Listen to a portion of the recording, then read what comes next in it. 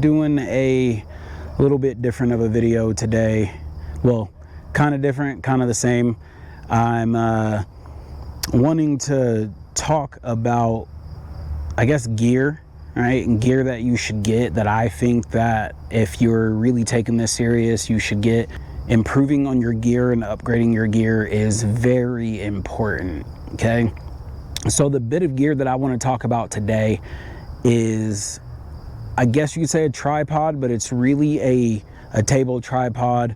Well, I want to talk a little bit about the importance of being able to get low angle shots. And this is something that is going to be big for videographers and for photographers. So the gear that I want to talk about today, I should have picked this up already. All right, the gear that I want to talk about today is a little tripod, table tripod, whatever they want to call them. But this is a small tripod with a ball mount attached to it. Okay, so these are two separate items. Now, before I get into that, think of a hi-hat as a photographer. So if you're looking at sports, especially sports, that's the big one to think of. Any type of sport, especially like football, soccer, all of those sports, they try to get those low angles. Low angles are key. Car photography, almost anything, videography, anything that you're filming, obviously being able to change levels up and down, as well as being able to change the, not necessarily the focal length of the lens, but having a tighter shot, a mid shot, and a wide shot. And so one of the things that I think is a big deal is getting a hi-hat. Now, when I was thinking about getting one, I was looking into them last fall, shooting football and stuff like that, and started to look at them, and I just didn't know if I wanted to drop, what was it? I think it was like 180 or 190 upwards to like 220 on a highly recommend hi-hat. Now,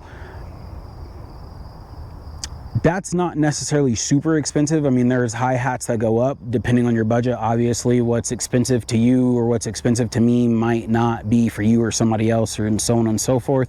But let's just think budget-wise. So if you're not really shooting a whole lot of videography and shooting a lot of sports just yet, but you're starting to kind of get your feet wet, you don't necessarily want to spend over $100, or you want to spend at $100 or a little less, there are solid options to go with. So what I have, I got from Amazon. So this is just a table. That's the brand on it. So this is a table tripod, small tripod. Not that, nothing super fancy. It is pretty cool. It's sturdy. It's a good solid metal of some sort. No issues with it.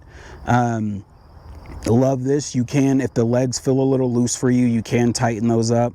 So this is why I typically carry my small rig unit tool. If I want to just tighten these up with an Allen key, we're good to go. The other thing that I really like about this is the screw on the top. Okay, it's spring loaded, so there's actually an outside sleeve, so you have both sizes there. You have the size that typically comes standard on your camera underneath for mounting your camera onto a tripod. Forgive me, I don't know I should know the dimensions or the diameter of these, but I don't off the top of my head. But anyway, you have that one and you have the bigger one. So something like that, that's got that bigger size on the bottom. So that's pretty cool because it gives you the flexibility to use different types of gear, whatever it is that you want to put on top of this tripod. The other reason why I got this one, now this one's pretty sweet, and here's the thing about the hi-hats, right? You get the low angles, right? Hi-hats typically sit at a height that's similar to that, or at least angles that are like that. They're a lot more sturdy usually, but the other thing about a hi-hat, that you get that option to go flat. And that's why I got this one, is because it also gives me the option to get that flat angle. Like, I like that super low to the ground possibility. I mean, that's awesome. And it's just this red ring right here that you twist it. It's just a little, like, I don't know, quarter twist, eighth of a twist. I mean, it's really not a huge twist, but you just kind of spin that little ring and it locks it into the higher mode, or it'll lock it into the all flat mode. So that's pretty cool. But what I also bought in addition to this, so this was like 28 bucks, just under $30. And then this one was also 28 bucks.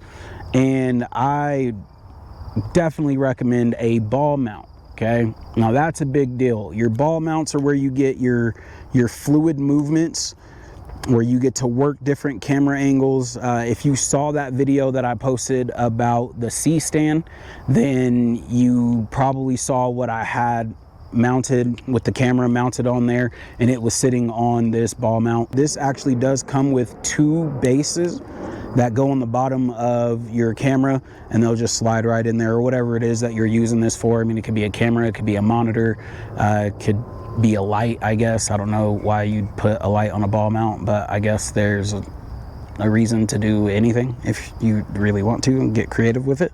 But then the other thing that you got is that knob right there.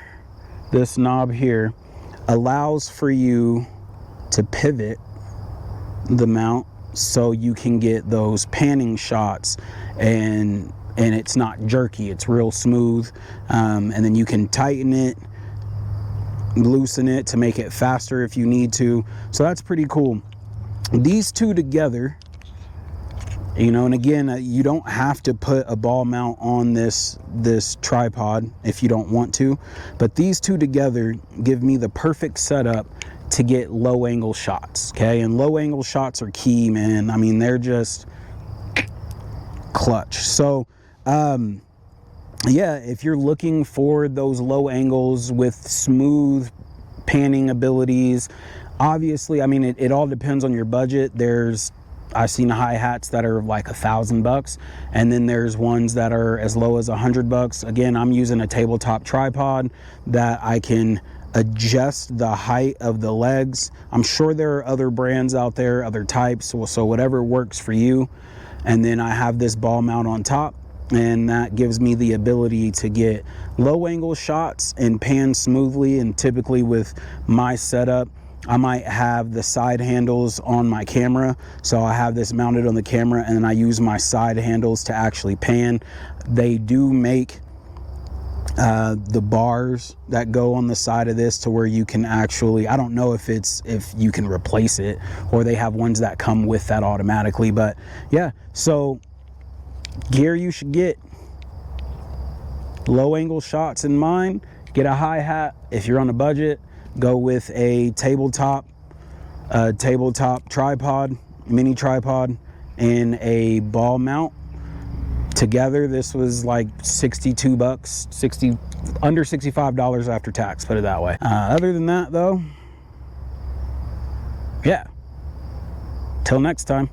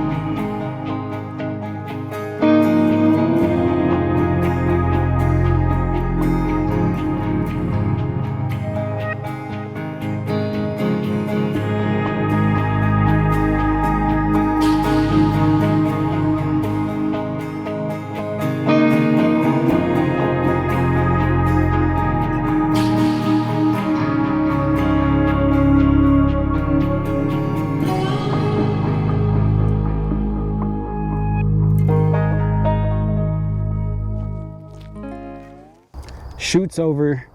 Did a bunch of low angle shots that I wanted to get. Just kind of get some stuff on film to do a sample run of what it's like to use this tabletop tripod that I have a ball mount on. I highly recommend getting a mini tripod or a hi-hat. If you want to spend the money on a hi-hat, definitely get a hi-hat. But if a hi-hat's not necessarily in your budget, if you're using smaller equipment, phones, stuff like that, small cameras, you don't necessarily plan on having a hefty rig set up in order to use a hi-hat, by all means get a tabletop tripod. And this one's cool because, again, can lay flat. So get you a tabletop tripod, especially one that can go at that angle or lay flat, and you're good to go. You can use it for all types of things. I use it for the vlog that I do in my room. I use it for outside stuff. I use it for football, obviously. I use it for cars. So yeah, I highly suggest investing in one. One of the pieces of gear that I've talked about quite a bit that I kind of want to talk about now is the 67mm Shortstache Everyday Filter Bipolar Pro. Love this filter. It is a circular polarizer lens filter, so a CPL, as well as a quarter mist in this one, and it's got that green hue to it. So I absolutely love this filter. I have two. I have an 82mm and a 67mm. I usually will keep this on the light leak lens. The 87 or the 82 I'd run on everything with the step up filters, but our step up rings, but now I have this 67, so I can use this on the majority of my camera lenses. The everyday filter is a quarter mist. This is an eighth mist, so it's very subtle, very subtle. Highly recommend it to photographers. If you're more of a videographer, I'd say go quarter and up. But if you are a photographer, there's nothing wrong with using an eighth, nothing wrong with using a quarter. Be careful about using that half, unless that's your style, that's your steez to go with. Sometimes I think it's just too much of that effect if you're going with the half. But yeah, man, I 10 out of 10 highly recommend getting and investing in gear. But to what we were talking about, all done. All done, all done, all done.